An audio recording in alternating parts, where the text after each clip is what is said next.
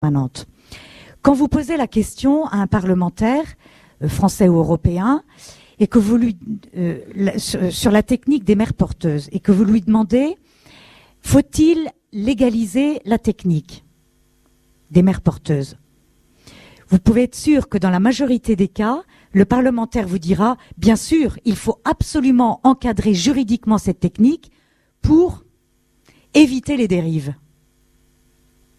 Mais la première dérive, c'est justement de légaliser sur cette technique et de l'autoriser, même dans certains cas extrêmes.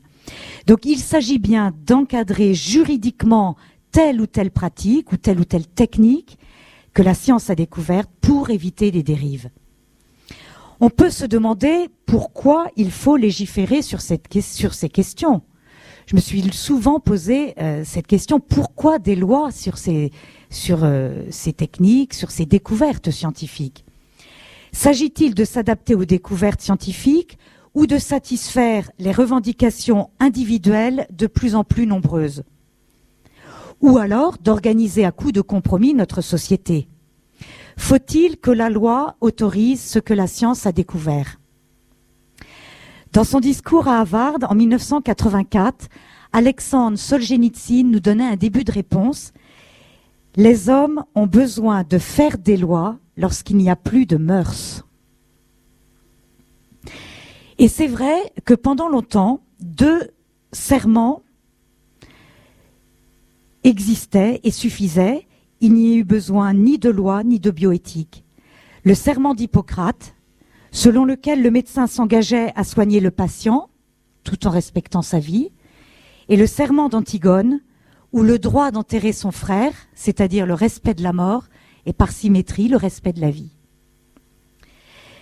Donc voilà les enjeux juridiques. J'en viens à mon deuxième point. Quels sont les enjeux éthiques de ces révisions des lois de bioéthique?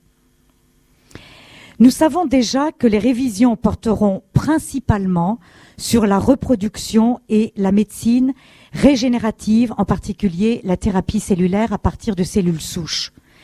Et donc le point commun de ces deux domaines, c'est bien l'embryon humain. Le Premier ministre, François Fillon, comme le ministre de la Santé, Roselyne Bachelot, savent que le sujet est grave. François Fillon précise dans sa lettre adressée au Conseil d'État: cette démarche des États généraux de bioéthique ne saurait méconnaître les principes juridiques fondateurs qui s'appliquent en la matière. Et Roselyne Bachelot, le 16 juillet dernier, affirmait au Conseil des ministres: les questions pourront porter sur des sujets aussi graves et sensibles que la recherche sur l'embryon. Nos ministres sont parfaitement conscients de la gravité. Et d'ailleurs, quand on lit les questions de François Fillon au Conseil d'État, on voit bien qu'il a pris conscience de la gravité. Et ces questions sont très intéressantes et assez extraordinaires dans leur forme. Il s'agit en effet de vérifier, pour le Premier ministre, si les progrès scientifiques dans les domaines cités respectent la dignité de l'être humain. Ce qui est commun à ces questions, alors il parle de la thérapie cellulaire, donc la recherche sur l'embryon, il parle aussi de la fécondation in vitro et du diagnostic préimplantatoire, il parle de la technique des mères porteuses, etc. Ce qui est commun à ces questions, c'est la prise de conscience que certaines pratiques sont contraires au respect de la dignité de l'être humain. Dès lors, François Fillon ne cherche pas à tricher, il s'interroge sur l'opportunité de trouver un consensus pour y déroger. La question est bien de savoir si par dérogation ou par exception, la loi peut autoriser ce qu'il convient d'appeler des transgressions. Donc, le premier domaine sur lequel va porter les révisions des lois de bioéthique concerne la procréation-reproduction, c'est-à-dire le droit à l'enfant. Les pressions aujourd'hui sont telles que tous les moyens sont explorés pour satisfaire le désir d'enfant. La fécondation in vitro, mise au point en 1982, avait pour but de traiter les cas de stérilité. Et à l'époque, seul fut créé le nombre d'embryons implantés dans l'utérus de la mère. Mais en raison de la pénibilité pour les femmes d'obtenir des ovocytes, les médecins ont produit un nombre supérieur d'embryons, ce qui a donné les embryons surnuméraires. Comme si un être humain d'ailleurs pouvait être surnuméraire. Je trouve que ce mot est quelque chose de terrible. Donc ces embryons surnuméraires sont conservés dans le froid en attendant une nouvelle implantation ou un abandon. Puis fut mis au point le diagnostic préimplantatoire pour retenir les embryons sains et vigoureux pour améliorer la technique de la fécondation in vitro. Et dans un deuxième temps, pour traiter les cas de maladies, ou pour éviter plutôt que les embryons ne soient porteurs de maladies génétiques, donc on a sélectionné les embryons non porteurs de gènes déficients. Donc vous voyez que nous sommes passés d'un domaine quantitatif pour traiter la stérilité des femmes au domaine qualitatif pour, j'ouvre les guillemets, éradiquer les maladies génétiques. Finalement, en éliminant les embryons porteurs de gènes malades.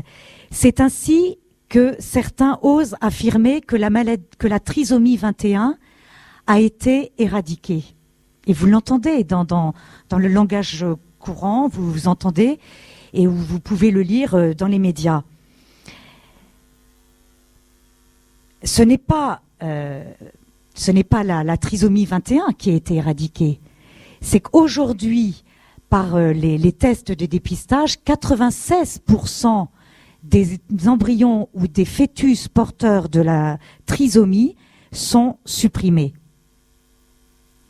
Et ce que dit Jean-Marie Leméné dans son dernier livre « La trisomie est une tragédie grecque », il dit aussi qu'il appartient à chacun de nous d'écrire l'épilogue.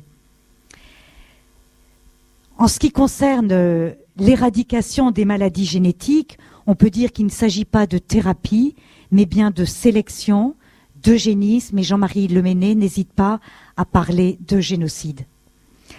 En outre, les prochaines lois porteront sur d'autres modes de reproduction, comme celui des mères porteuses ou gestation pour autrui. La technique des mères porteuses pose deux problèmes.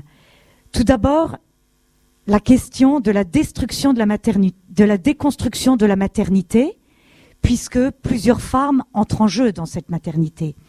Et la question de la déconstruction de la filiation, puisque l'enfant ne saura pas de qui il est qui est son père et qui est sa mère. En effet, dans cette technique de mère porteuse, 5 acteurs peuvent entrer en jeu. La mère génétique, la mère porteuse, la mère intentionnelle, le père génétique et le père intentionnel. 5 acteurs pour un seul enfant. Donc on voit bien qu'il s'agit que cette technique entraîne une déconstruction de la maternité et une déconstruction de la filiation. Et je suis d'ailleurs très étonnée que les femmes, les féministes d'ailleurs, ne se lèvent pas, ne réagissent pas d'une manière plus forte pour réagir à ce nouvel esclavage. Cette technique, à mon avis, est encore plus grave que la commercialisation de son corps, car elle réduit la femme non pas à son corps, mais à son ventre. Or, la femme enceinte l'est dans tout son être, dans son corps, dans son cœur, dans son intelligence et dans sa sensibilité. Une question dans le cadre de la reproduction, et j'emploie ce mot à dessein, dans le cadre de la reproduction, une question cruciale se pose sur la fourniture des cellules reproductives. Leur pénurie pour satisfaire la demande conduit certains à proposer une rémunération, une indemnisation plus complète et plus équitable selon les termes de François Fillon. Or, notre droit, comme toutes les conventions internationales, interdisent la commercialisation du corps humain ou d'une partie du corps humain. Et on se souvient du scandale qui a éclaté en Grande-Bretagne lorsqu'on a découvert un commerce d'ovocytes avec des femmes roumaines. Ce sont naturellement des femmes d'une très grande pauvreté à qui on demandera de donner leurs ovocytes en échange de quelques pièces de monnaie.